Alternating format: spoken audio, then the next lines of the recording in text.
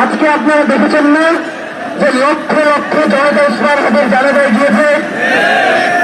এইখানে আপনাদের কাউকে কি টাকা দেওয়া হয়েছে ওসমান হাদির জানাজায় যাওয়ার জন্য? উল্টো আপনারা এমন করে 200 কিলোমিটার 1.5 দিন ধরে হাইটে চলে আসছেন। সুতরাং ওসমান হাদির এই রক্ত আপনারা যে বিপদাইতে দেবেন না সেটা আমরা জানি এবং আমরা বিশ্বাস করি বাংলার জমিনে ওসমান হাদির এই লড়াই চলবে ইনশাআল্লাহ। ভাইয়েরা, আজকে যে ঘটনাটা আপনাদের সামনে শেয়ার করতে চাই, আপনারা দেখেছেন মানিকপুরে এই বিরোধী জানাজার পরে পুরো প্রশাসন যাতে ইনকিলাব কর্মীদেরকে মেরে ফেলা যায় সেই ব্যবস্থা করে দিয়েছে। আপনারা দেখেছেন না? সুতরাং এই রাষ্ট্রের শৃঙ্খলার দায়িত্ব আপনাদেরকেই নিতে হবে। আপনারা সিদ্ধান্ত নেবেন যে আগামীর বাংলাদেশ কিভাবে চলবে। আমরা বাংলাদেশের স্বাধীনতা সার্বভৌমত্বকে তার হাতে তুলে দেব না। আমরা বাংলাদেশের স্বাধীনতা সার্বভৌমত্ব এবং ইনসাফের যে লড়াই, সেটা আমরা বাংলাদেশের গোয়েন্দা সংস্থা প্রশাসনের কাছ থেকে শিক্ষা নিয়ে করব না। আমরা ইনসাফের এই যে লড়াই, ওসমান হাদির শাহাদাতের যে লড়াই, এই লড়াইটা আমরা করতে চাই, কি ঠিক কিনা?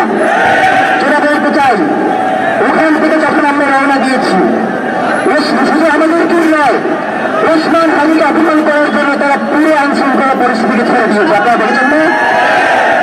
ওসমান হাদির লাশের পাশে যারা দৌড়েছে তাদের আমরা কাউরে চিনি না। এরা কোথা থেকে আসছে আমরা জানি না। এদের যে বেশভূষা, যেই শুটার গুলি করছে কানের দুল পরে ওসমান হাদির পাশে দৌড়াইতে আছে, আমরা বুঝি না এরা কারা। এটা এই গোয়েন্দা সংস্থা পুলিশ প্রশাসন এই সুযোগটা করে দিয়েছে। তারা চায় না কোনোভাবেই ওসমান হাদির যে লড়াই সেটা চলুক। কিন্তু আমরা কি ওসমান হাদির এই লড়াইকে থেমে যেতে দেব? আমরা বাংলাদেশের জনগণকে সাথে নিয়ে এই লড়াই চালাবো না। ওসমান হাদির 10 মাসের যে বাচ্চা রয়েছে, সেই বাচ্চা তার আব্বার আব্বা ডাক বাচ্চা করা শুরু করছে, তার আব্বার কাজ পর্যন্ত পৌঁছায় নাই। আমরা কি আওয়ামী সন্ত্রাসীদের বাচ্চাদের আব্বা ডাক তাদের আব্বার কাছে পৌঁছে দিব? আমরা কি তাদেরকে ক্ষমা করে দিব? আমরা কি ভোটের জন্য তাদেরকে রাজনীতিতে নিয়ে আসবো? আমরা কি কোনো বক্সি হিসেবে তাদেরকে সুযোগ দেব? সুতরাং আমরা তো আপনারা তো সিদ্ধান্ত দিয়েই দিলেন। আমরা আজকে ইনকিলাব মঞ্চের পক্ষ থেকে 2টা ঘোষণা আপনাদেরকে দিতে চাই। নাম্বার 1, ওসমান হাদিকে একজন খুন করেন নয়। ওসমান হাদির খুনের পিছনে পুরো একটা খুনের চক্র রয়েছে। আমরা বাংলাদেশের কোন রাজনৈতিক দলকে সন্দেহের চোখে দেখি না, সেই সাথে আমরা কাউকে সন্দেহের বাইরেও দেখি না। আমরা মনে করি ওসমান হাদির যে লড়াই, তার যে সংগ্রাম, তার জন্য আওয়ামী লীগের যে সমস্যা আছে, বাংলাদেশের কিছু রাজনৈতিক দলের সমস্যা রয়েছে। সুতরাং ওসমান হাদিদের রাজনীতি শুরু করেছে, ওসমান হাদিদের সম্মান করেছে, ওসমান হাদি কালচারের প্রচেষ্টার বিরুদ্ধে যে প্রতিরোধের ঘোষণা দিয়েছে, আমরা সুশৃঙ্খলভাবে সেটাকে প্রতিরোধ করে তুলব। প্রিয় ভাইয়েরা, নাম্বার 1, ইনকিলাব মঞ্চের পক্ষ থেকে, তার পরিবারের পক্ষ থেকে, আপনাদেরকে আজকের প্রোগ্রামের পক্ষ থেকে আমরা ঘোষণা করতে চাই, ওসমান হাদিকে যারা খুন করেছে, খুনের যারা পরিকল্পনা করেছে, খুনে যারা সহায়তা করেছে এবং সার্বিক পরিস্থিতি যারা তৈরি করে দিয়েছে, আমরা প্রত্যেককে অতি দ্রুত যাতে বিচারের আওতায় আনা যায় সেই জন্য রাষ্ট্রকে অনুরোধ জানাই। আমরা ওসমান হাদিকে গুলি করা হয়েছে কয় ঘন্টা? 172 ঘন্টা হয়ে গেছে। এই রাষ্ট্রকে এখন পর্যন্ত বলতে পারছে ওসমান হাদির খুনি কোথায়? ওসমান হাদির জন্য এখন এই পাকিস্তানের নিরাপত্তা আমারই চাইতে দেয় না, বলে ভাই সিকিউরিটির সমস্যা আছে। ওসমান হাদি যে একেবারে ওসমান হাদি যে বাংলাদেশের স্বাধীনতা সার্বভৌমত্বের প্রতি হয়ে দাঁড়িয়েছে, আপনারা বুঝছেন না? আপনারা ইচ্ছা করি ওসমান হাদির নিরাপত্তা নিশ্চিত করেন নাই। আপনারা বাংলাদেশের স্বাধীনতা সার্বভৌমত্বকে দিল্লির হাতে তুলে দিতে চান। আপনারা বাংলাদেশের স্বাধীনতা সার্বভৌমত্বকে পরশক্তির খেলবার জায়গা করে দিতে চান। আমরা এই দেশে একবার জুলাই এসেছে, জুলাই আমাদেরকে শিক্ষিত করে দিয়ে গেছে যে কারো কিভাবে চাষ করতে হবে। 5 তারিখ থেকে 20 তারিখ পর্যন্ত, 5ই আগস্ট থেকে 20 আগস্ট পর্যন্ত আমাদের যে দায়িত্ব ছিল আমরা সেইটা পালন করতে পারি নাই। ওসমান হাদির রক্তের মধ্যে দিয়ে ঘোষণা দিচ্ছি, এই দায়িত্ব ইনশাআল্লাহ বাংলাদেশের জনগণ নিজ দায়িত্ব পালন করে নেবে। বাংলাদেশে কোনো খুনের সাথে সুশীলতা নাই। টকশোতে গিয়ে যে খুনের পক্ষে কথা বলবে তার সাথে আমরা নাই। বাংলাদেশের জনগণ তাদেরকে প্রতিহত করবে। যারা এই খুনের সামনে বয়ান পালন করেছে তাদেরকে বিচারের মুখোমুখি করতে হবে।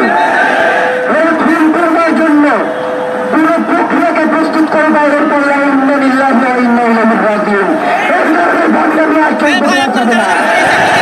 বাংলাদেশের জনগণ গ্রেফতার করেন।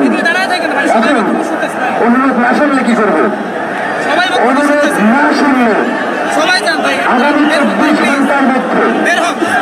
আগামী 24 ঘন্টার মধ্যে ওসমান হাদিকে যারা খুন করেছে, খুনের পরিকল্পনা করেছে, খুনিদেরকে আশ্রয় দিয়েছে, খুনের সহায়তা করেছে, প্রত্যেককে গ্রেফতার করে বিচারের মুখোমুখি করতে হবে।